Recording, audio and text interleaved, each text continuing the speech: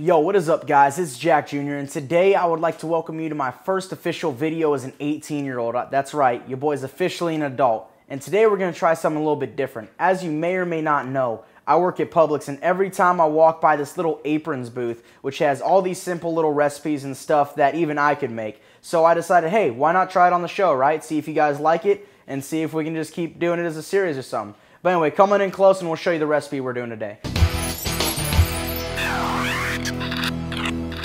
Okay, so the recipe we're working with today is a meatball sub casserole with a zucchini onion salad. So let me show you the casserole ingredients first.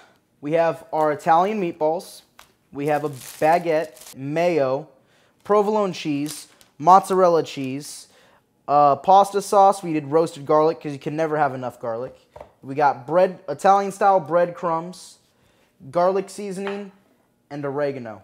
So here we have the ingredients for the zucchini onion salad. You want 3 medium zucchinis, a red onion, some feta cheese crumbles, basil, some Greek vinaigrette, salt, and pepper is all you're going to need for this. I sliced the zucchini and onions, but I'm not putting any of the other ingredients in until the casserole is done. Then we can finish up on the salad before serving. Now we're going to go ahead and we're going to cook the meatballs. So for your meatballs, you can bake these, you can microwave these, or you can just do what I'm doing and fry them up in some olive oil. While the meatballs in the back are frying, we're going to go ahead and cut this baguette into even 1-inch pieces all the way through. So next you're going to go ahead and take the baguette you just sliced up and start lining your pan with it. You're probably not going to use all of them, but just get the pan full is all you should be worried about. Now you're going to take your mayo, you're going to mix in your mozzarella cheese. Then after that you're going to realize that you're going to need a bigger bowl. So you're going to combine it into a bigger bowl. Next, you're going to add your garlic, and then you're going to sprinkle in your oregano. Then you're going to mix it all together. Next, you're going to put it all on top of the bread and spread it out across the pan evenly.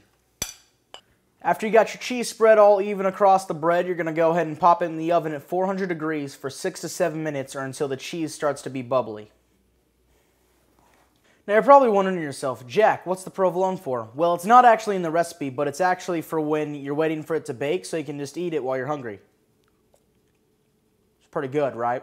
So now you're going to combine your pasta sauce and your meatballs.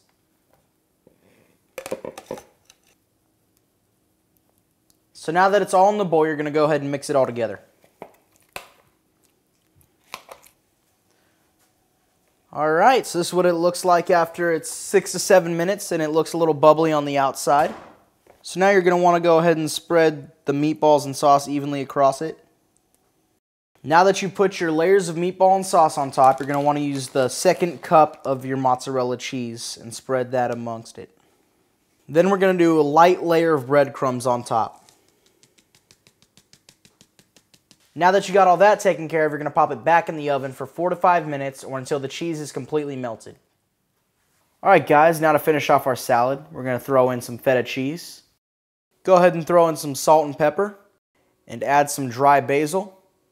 Then we're going to add the Greek dressing and now we're going to mix it all up. Alrighty, and here is our masterpiece. Alrighty, so first we're going to go ahead and serve up the salad. Now we're going to serve up the meatball sub.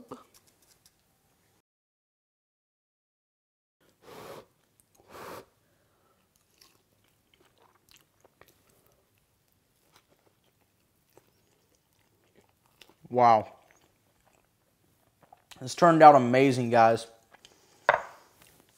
Well, if you guys want to make this on your own, the recipe is down below in the description. Make sure y'all check out your local Publix. Check out the Aprons booth. They will have tons of recipes like this, and hopefully there will be more to come in the future. We'll see you guys soon. Have a good one.